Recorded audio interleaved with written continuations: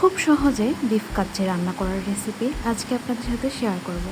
অনেকেই মনে করেন কাচ্চি রান্না করা অনেক ঝামেলার ব্যাপার, অনেক কিছু লাগে, কিন্তু আসলে তেমন কিছুই লাগে না। আসসালামু আলাইকুম, ওয়েলকাম টু কারুকা মোবাইল দিনা। অনেক দিন পর আজকে আপনাদের সাথে একটা ভিডিও শেয়ার করতে চলে এসেছি।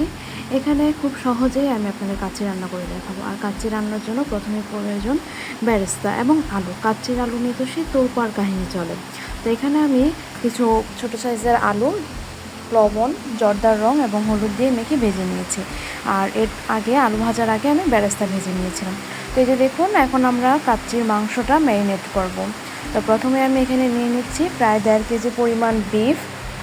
আর বিফটা ভালোভাবে ধুয়ে নিয়েছি পানি ঝরিয়ে। আর এখানে নিয়েছি টক মিষ্টি দইয়ের মিশ্রণ। টক দই মিষ্টি দই সম পরিমাণ নিয়ে ফেটিয়ে নিয়েছি। আর এখানে দিয়ে দিচ্ছি পরিমাণ মতো আদা রসুন বাটা। আজকে আমি রাঁধুনি কাচ্চি মিক্স দিয়ে রান্না করব। তো মাঝখানের যে ভিডিওটা ছিল মশলা দেওয়া, সেটা আমার কোনোভাবে মিস হয়ে গেছে, এখন এডিট করাটা আমি পাচ্ছিলাম না। তো যেই মশলাগুলো আমি ব্যবহার করেছি সেগুলো সব লিখে দিয়েছি। এখানে আমি দিয়েছিলাম রাঁধুনি কাচ্চি মিক্স, স্বাদ মতো লবণ, সামান্য পরিমাণ চিনি, সয়া সস, তারপরে টমেটো সস, আর এই যে বেরেস্তা, পেঁয়াজ বেরেস্তাটা তো অবশ্যই দিতে হবে। আর আপনারা চাইলে এখানে ঘি ব্যবহার করতে পারেন, কিন্তু আমি এই মাংসটা মাখানোর সময় আমি এখানে বেরেস্তা ভাজার তেলটা ইউজ করেছি। তারপরে কাঁচামরিচ দিয়ে ভালোভাবে মাংসটা মেখে এখন আলুগুলো দিয়ে সাজিয়ে দিচ্ছি। আর মাংসটা যখন মাখা শেষ হবে তখন সাজানোর সময় হাড্ডি বা বড় পিসগুলো মাংসর মাঝখানে দিবেন, যেখানে আর কি মাংসর চুলার তাপটা বেশি পাবে, সেই জায়গায় এই মাংসর পিসগুলো এভাবে সাজাবেন যাতে সবগুলো মাংস সমানভাবে কুক হয়। আর এখন দিয়ে দিচ্ছি মাওয়া। আপনাদের বাসায় মাওয়া না থাকলে পাউডার দুধের সাথে ঘি মিক্স করে দিয়ে দিতে পারেন, তাহলে মাওয়া হয়ে যাবে। তো এই যে দেখুন, আমার মাংস ম্যারিনেট করা শেষ। এখন এটা আমি 1 ঘন্টার জন্য রেখে দিব। আসলে এখানে ঘন্টা মাপা কোনো সময় না আমার। আমি এখানে মাংসটা ম্যারিনেট করে নেক্সট প্রসেসগুলো করি। যেমন এই যে এখন নিয়ে নিচ্ছি আপনার চাল সিদ্ধ করার জন্য যেই মশলাগুলো প্রয়োজন সেগুলো। রাঁধুনি মিক্সের ভিতরে এই মশলাগুলো দেওয়া থাকে। তো একটা প্যাকেট থাকে এরকম গরম মশলার, যেখানে এলাচ, তারপরে রাঁধুনি, ধনিয়া, জিরে, এখানে কিন্তু শাহি জিরে দেওয়া আছে, তারপরে তার তেজপাতা। আর অনেকেই আছেন বলেন যে স্টার অ্যানিস, তারপরে ট্রিফল, এগুলো ছাড়া কাচ্চি হয় না। আসলে বাসায় কাচ্চি রান্না করার জন্য তো এত কিছু প্রয়োজন পড়ে না, তাই আমি এই একটা রেডি মিক্স নিয়ে আসি। আর এই যে কাচ্চির চাল, আর কাচ্চির চালটা যত ভালো নেবেন তত কাচ্চিটা মজা হবে। এখানে আমি নিয়েছি ফরচুনের বাসমতি রাইসটা, পাকিস্তানিটা। এই চালগুলো অনেক সুন্দর আর এটার কাচ্চিটা অনেক মজা হয়। আমি সবসময় এই চালের কাচ্চিটাই ব্যবহার করি।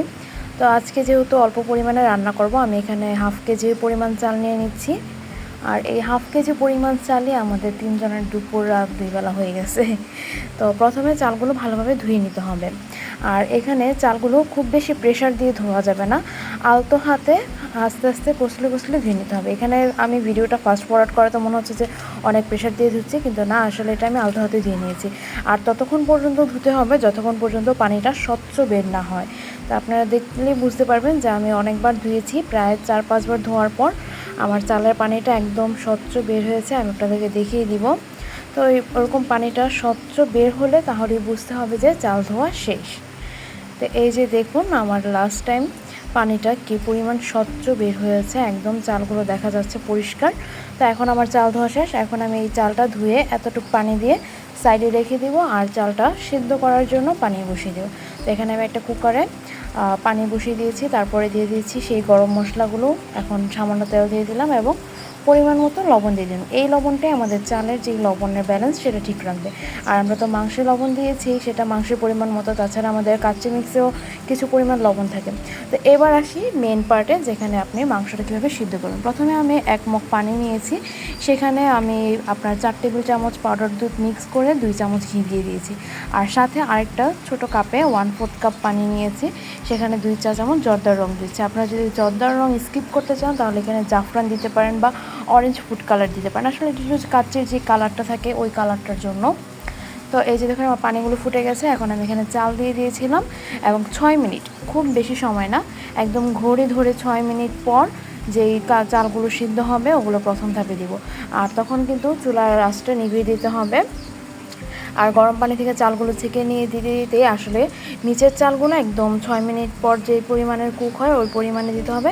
তারপরে দিতে দিতে উপরের দিকের চালগুলো আর একটু বেশি কুক হয়ে যায়, তো এভাবে ছেঁকে দিয়ে দিলাম। আর এখানে আমি এক্সট্রা আর কোনো পানি দিইনি, এভাবে ছেঁকে দিয়ে চালগুলো সুন্দরভাবে সাজিয়ে নিচ্ছি। আর গরম মশলাগুলো আপনারা চাইলে তুলে ফেলে দিতে পারেন, আমি গরম মশলাগুলো তুলি নাই। এখন দিয়ে দিচ্ছি পেঁয়াজ বেরেস্তা, আর উপর থেকে এখন দিয়ে দিব সেই যে দুধ আর ঘিয়ের যে মিশ্রণটা ছিল সেটা। তো চারদিক থেকে সুন্দরভাবে ছড়িয়ে এটা দিয়ে দিচ্ছি।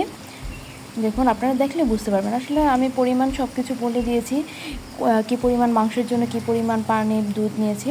আর এই যে দেখুন এখন দিয়ে দিচ্ছি জর্দার রঙের মিশ্রণটা, এটাও আমি দুধ দিয়ে মিক্স করেছি।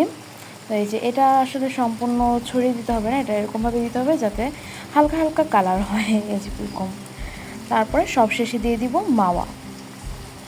এখানে আমি পাউডার দুধ এবং ঘি মিক্স করে নিয়েছি। তো এই যে আমার কাচ্চি সাজানো রেডি। উপর থেকে আরও কিছু বেরেস্তা দিয়ে দিলাম, আপনারা চাইলে এখানে কাঠবাদাম, পেস্তা বাদাম, বাদাম টাদাম দিতে পারেন, কিন্তু আমাদের শাহি ভাবটা পছন্দ না, তাই বাদামটা স্কিপ করে দিয়েছি। তো এখন আমি একটা ঢাকনাতে খুব ভালোভাবে আটা দিয়ে সিল করে নিয়েছি। এ পর্যায়ে আপনারা চাইলে ফয়েল পেপার ইউজ করতে পারেন, ফয়েল পেপার দিয়েও খুব ভালোভাবে সিল করা যায়। তো এখন দেখুন আমি হাই হিটে প্রথমে 10 মিনিট এটাকে রাখবো, তারপরে 10 মিনিট পরে এই যে একদম মিডিয়াম হিট করে দিয়েছি এবং তাওয়ার উপরে দিয়ে দিয়েছি। তো আপনারা সেম প্রসেসটা ফলো করবেন, তাহলে দেখবেন কাচ্চিটা খুব সুন্দরভাবে হবে। এই যে মিডিয়াম হিটে তাওয়ার উপরে কাচ্চিটা আমি প্রায় 1.5 ঘন্টার মতো কুক করেছি, মানে 1.5 ঘন্টা বা 1 ঘন্টা, এটা আপনার ইসের উপর নির্ভর করে, তাপের উপর। তারপর 1 ঘন্টা পর একদম লো হিটে 25 থেকে 30 মিনিট কুক করেছি। তো এই যে দেখুন আমার কাচ্চিটা খুব সুন্দরভাবে হয়ে গেছে। এখন আমি কাচ্চিটা ভালোভাবে কেটে নিচ্ছি। আর এই যে দেখুন কি মোটা করে আমি আটার যেই প্রলেপটা দিয়ে ঢাকনাটা সিল করেছিলাম, একদম কোনো ভিতর থেকে কোনো ভাস্প বের হয়নি। তো এখন এটা খাওয়ার জন্য একদম তৈরি। এখন খপা খপ প্লেটে নেবেন আর চটজলদি খেয়ে নেবেন। দেখুন কাচ্চি রান্না করাটা কিন্তু খুবই ইজি একটা প্রসেস, যদি আপনি একবার সাহস করে বানিয়ে ফেলেন তাহলে দেখবেন যে এটা বানানোটা কোনো কষ্টেরই ব্যাপার না, কোনো কঠিন কিছু না। তো আমার কাচ্চি রান্নাটা কিন্তু শেষ, আর খুব মজা হয়েছিল কাচ্চিটা, আলহামদুলিল্লাহ। এবং কাচ্চির আলু বলেন আর মাংস বলেন সবটাই খুব সুন্দরভাবে সিদ্ধ হয়েছিল, হালকা চাপ দিলে এটা ভেঙে যাচ্ছিল।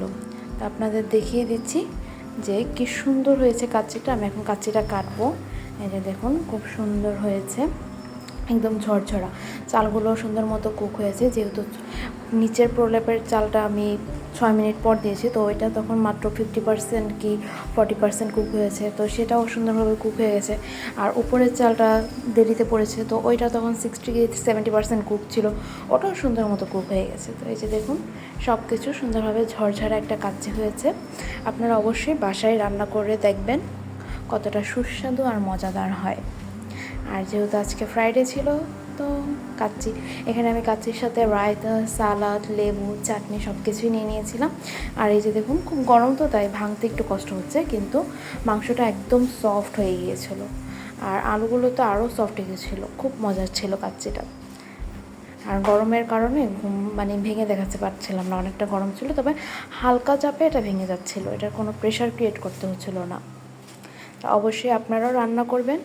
আর অনেক দিন পর আপনাদের সাথে রেসিপি শেয়ার করতেছি, তাই খুবই দুঃখিত, কারণ আমি অনেক ব্যস্ততাতে ছিলাম, আমার পরীক্ষা চলতেছে। আপনাদের কাছে একটাই অনুরোধ থাকবে, আমার চ্যানেলটা লাইক, শেয়ার এবং সাবস্ক্রাইব করে দিবেন।